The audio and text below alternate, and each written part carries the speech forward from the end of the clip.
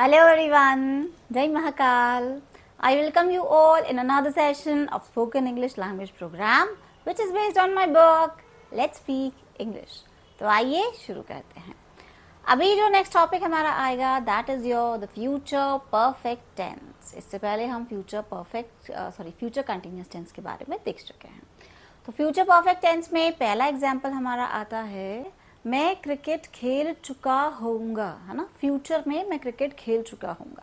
तो परफेक्ट है. Perfect tense के साथ हमारा क्या यूज होता है? Helping verb has, have, had, right.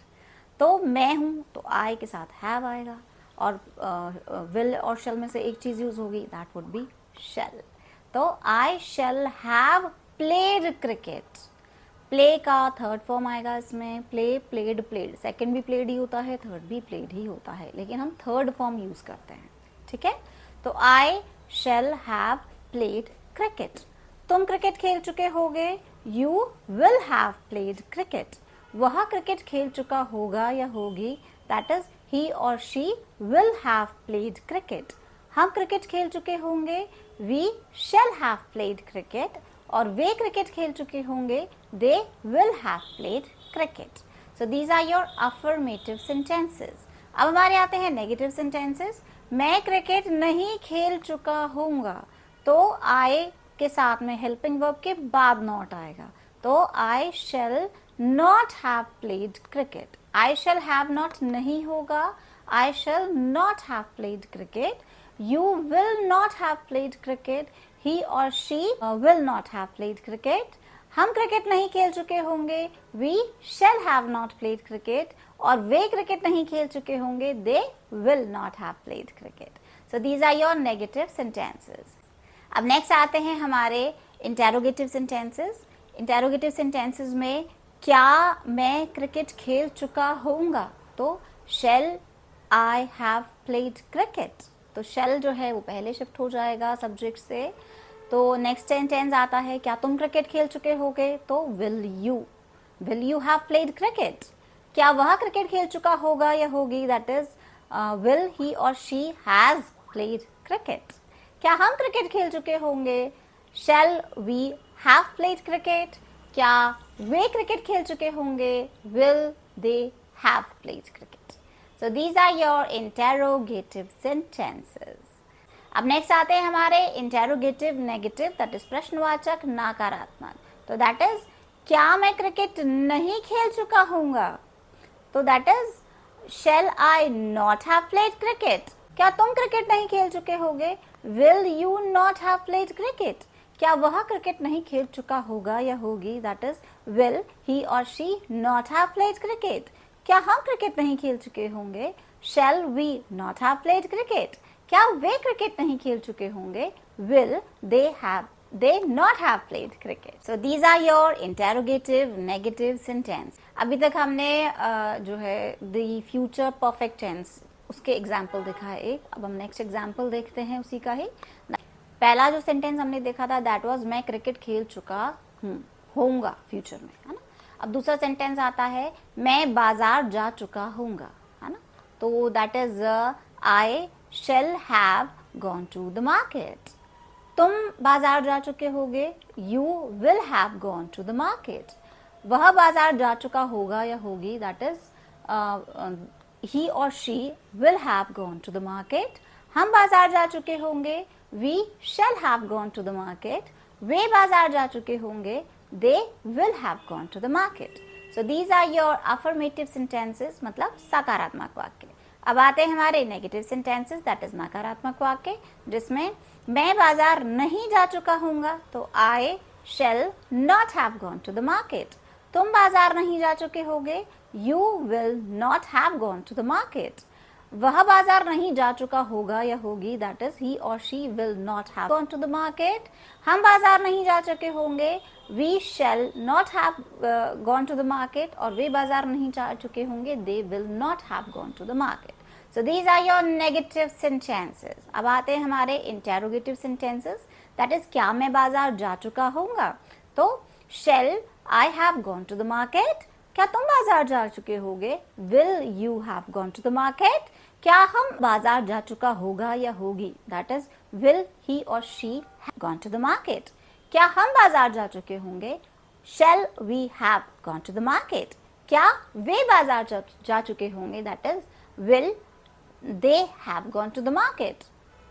So these are your interrogative sentences. अब next आते हैं आपके interrogative negative sentence, जिसमें क्या मैं बाजार नहीं जा चुका होऊंगा? तो shall I not have gone to the market?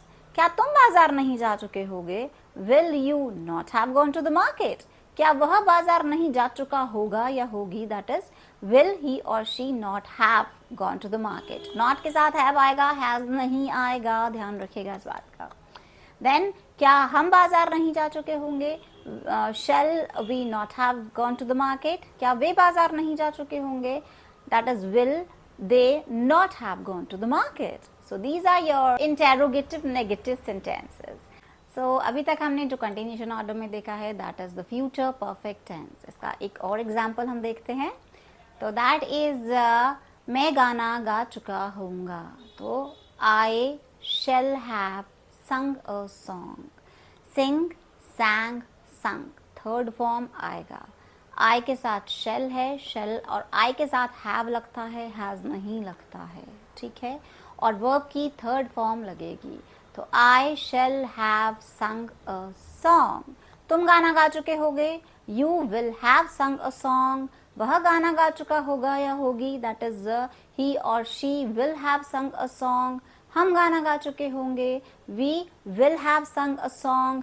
वे गाना गा चुके होंगे. They will have sung a song. So these are your affirmative sentences. अब आते हैं हमारे negative sentences. Negative sentences में मैं गाना नहीं गा चुका हूँगा. तो I shall not have sung a song. तुम गाना नहीं गा चुके होगे. You will not have sung a song. वह गाना नहीं गा चुका होगा या होगी. That is, he or she will not have sung a song. हम गाना नहीं गा चुके होंगे. We shall not have sung a song. वे गाना नहीं गा चुके होंगे. They will not have sung a song. So these are your negative sentences. Next आपके आते हैं interrogative sentences, that is प्रश्नवाचक वाक्य. क्या मैं गाना गा चुका होगा? तो shall I have sung a song? क्या तुम गाना गा चुके होगे?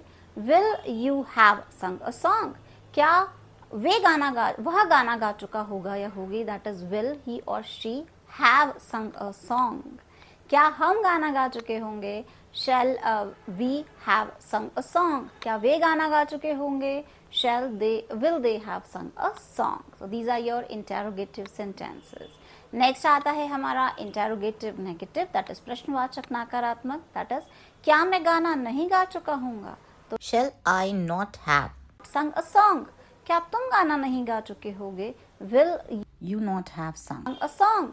क्या वह गाना नहीं गा चुका होगा या होगी? That is, will he or she not have sung a song? क्या हम गाना नहीं गा चुके होंगे? Shall we not have sung a song? क्या वे गाना नहीं गा चुके होंगे? Shall they not have sung a song? So these are your interrogative negative sentences. Keep on practicing to master your skills. अभी तक हमने हमारा जो है that is future perfect tense वो रनिंग में चल रहा है. फ्यूचर परफेक्ट टेंस का अभी तक हम कॉन्सेप्ट देख चुके हैं, एग्जाम्पल्स देख चुके हैं. अब आती है हमारी English to English translation sheet.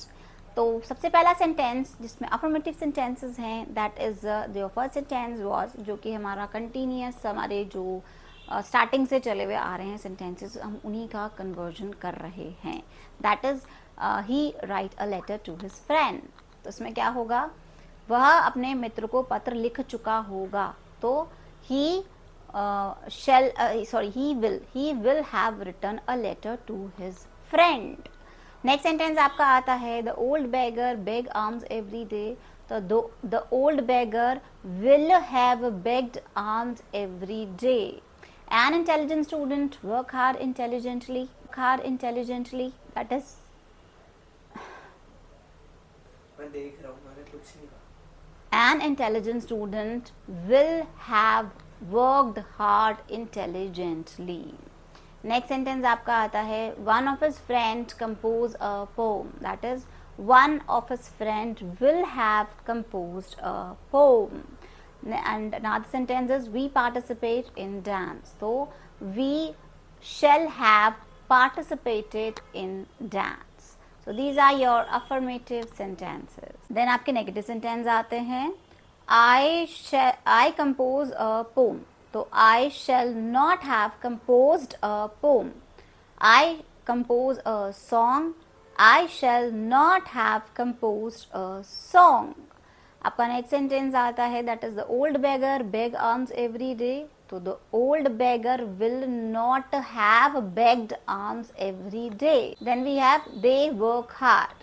तो they will have worked hard. Next sentence है आपका Khushi laugh at squint old man. तो Khushi will not have laughed at the squint old man. These are your negative sentences. अब आते हैं हमारे interrogative sentence. My mother prepared tea for me. तो that is will my mother have prepared tea for me, क्योंकि will के साथ have आता है.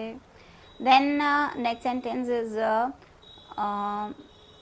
Harbhajan Singh make a hat trick. तो will Harbhajan Singh have made a hat trick? Ranbir fascinates the younger generation. Will Ranbir have fascinated the younger generation? Robert Frost write many interesting plays. Will Robert Frost have written many interesting plays? Then आपका next sentence आता है I go to Mumbai. तो I के साथ shall. तो shall I have gone to Mumbai? These are your interrogative sentences. अब next आपके आते हैं interrogative negative, जिसमें है I compose a song. तो क्या मैं कविता की रचना नहीं कर रहा होऊंगा? तो shall I not have composed a poem? मैं गीत की रचना नहीं कर रहा हूँगा. तो shall I not have composed a song? Then आपका next sentence आता है that is that was the old beggar beg alms every day. तो will the old beggar have not begged alms every day? Next sentence is that I go to Mumbai. तो shall I not have gone to Mumbai? Reva laugh at the squint old man. Will Reva have not laughed at the squint old man? So these are your interrogative negative sentences. Keep on practicing to master your skills and kindly order my book. आप लोगों का ये जो support है मुझे बहुत मिल रहा है, उसके लिए I thanks a lot to you. And मैं चाहती हूँ कि आप और भी ज़्यादा सब लोग गेन करें, तो आप इस बुक की हेल्प ज़रूर लें. It would help you a lot. अभी तक हमारा चल रहा है the future perfect tense, है ना. फ्यूचर परफेक्ट टेंस में मैं भविष्य में यह कार्य कर चुका होऊंगा, है ना. कार्य का हो चुकना, that is the third form, है ना, परफेक्ट टेंस, जिसमें हम वर्ब की थर्ड फॉर्म यूज करते हैं. तो हमारा अभी जो आती है that is your Hindi to English translation sheet. तो आइए शुरू करते हैं. हमारा सबसे पहला सेंटेंस जो आता है दैट इज मैं पानी पी चुका होऊंगा. तो आई के साथ लगेगा शेल. तो I shall have drunk water. Drink, drank, drunk, third form आएगी यहाँ पे, ठीक है. I shall have drunk water. क्या तुम गाना गा चुके होगे? तो will you have sung a song? Sing, sang, sung. तो will you have sung a song? Show खत्म हो चुका होगा. तो उसके लिए क्या होगा? That is the show will have finished. The show will have finished. आपका नेक्स्ट सेंटेंस आता है वह तबला बजा चुका होगा. तबला जो है वो हमारे शॉर्ट्स में भी देख चुके हैं, उसे हम क्या कहते हैं? टेबर. तो वह that is he will have played the tabor. तबला बजाना इज प्ले करना, है ना. तो he will have played the tabor. Next sentence है शो खत्म हो चुका होगा. तो शो खत्म होना मतलब फिनिश हो जाना. तो the show will have finished. Finish का सेकेंड फॉर्म भी फिनिश्ड होता है और थर्ड फॉर्म भी फिनिश्ड होता है. तो the show will have finished.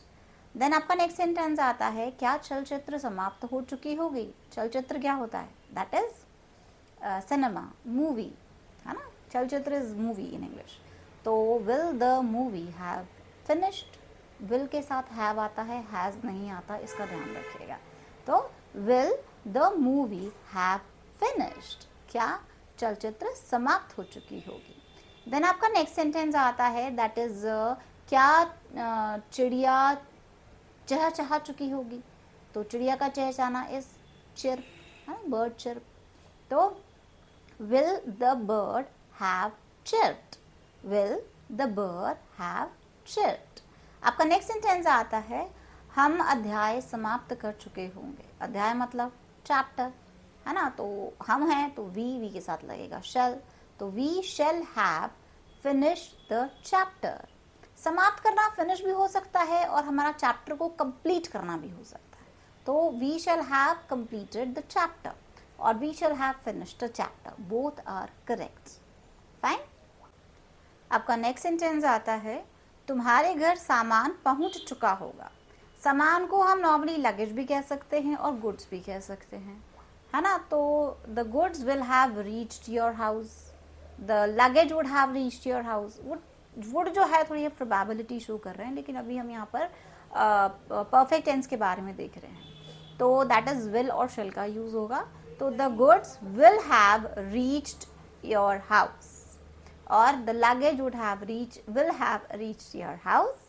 Next sentence आपका आता है कि तुम सामान को व्यवस्थित कर चुके होगे. तो सामान को व्यवस्थित करना मतलब अरेंज करना. किसको? गुड्स को. तो you will have arranged the goods, you will have arranged the goods. Next sentence आपका आता है, वह तुमसे बात कर चुका होगा.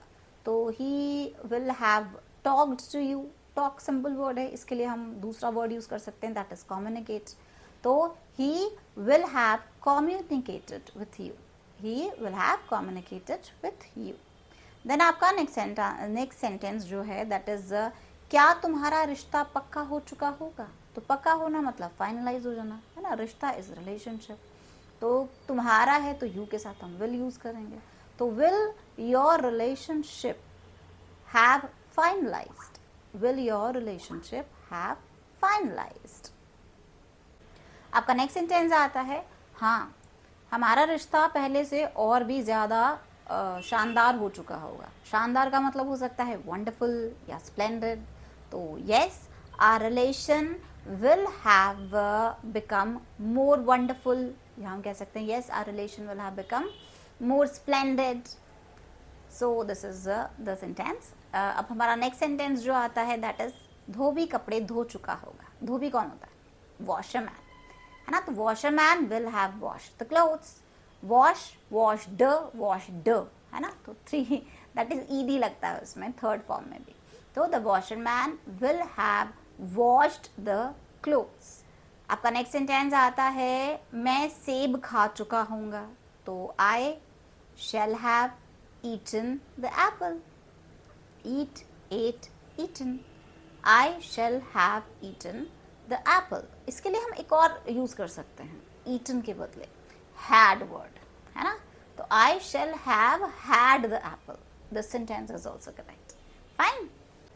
मोची जूते बना चुका होगा. अब मोची कौन होता है? कॉबलर. और शूज बनाना दैट इज मेंड. तो the cobbler will have mend the shoes. The cobbler will have mend the shoes. मैं खेल चुका हूँगा. तो आई शैल हैव प्लेड. या हम बोल सकते हैं वह जा चुका होगा. तो he will have gone, he will have left. Then आपका नेक्स्ट सेंटेंस आता है दैट इज मैं अपना कार्य समाप्त कर चुका हूँ. तो I shall have finished my work. I shall have finished my work. आपका नियुक्ति पत्र आपको मिल चुका होगा. नियुक्ति पत्र क्या होता है? Appointment letter. तो you will have received your appointment letter. You will have received, प्राप्त करना is received, your appointment letter. Then आपका नेक्स्ट सेंटेंस आता है दैट इज रजनी कल तक दिल्ली जा चुकी होगी. तो Rajni will have gone to Delhi. कल तक, by tomorrow. Rajni will have gone to Delhi by tomorrow. अब वहाँ पे जा चुकी होगी या पहुँच चुकी होगी, तो पहुँचना भी क्या होता है, अराइव होना है ना, रीच होना है, अराइव होना है, ये वर्ड्स होते हैं. तो आती हुई जो ट्रेन है दैट इज अराइविंग, जाती हुई जो पहुँचती हुई ट्रेन है दैट इज योर रीचिंग. तो यहाँ पर वो पहुँच चुकी होगी, तो that would be Rajni would have reached to Delhi by tomorrow. So these are your sentences from Hindi to English translation.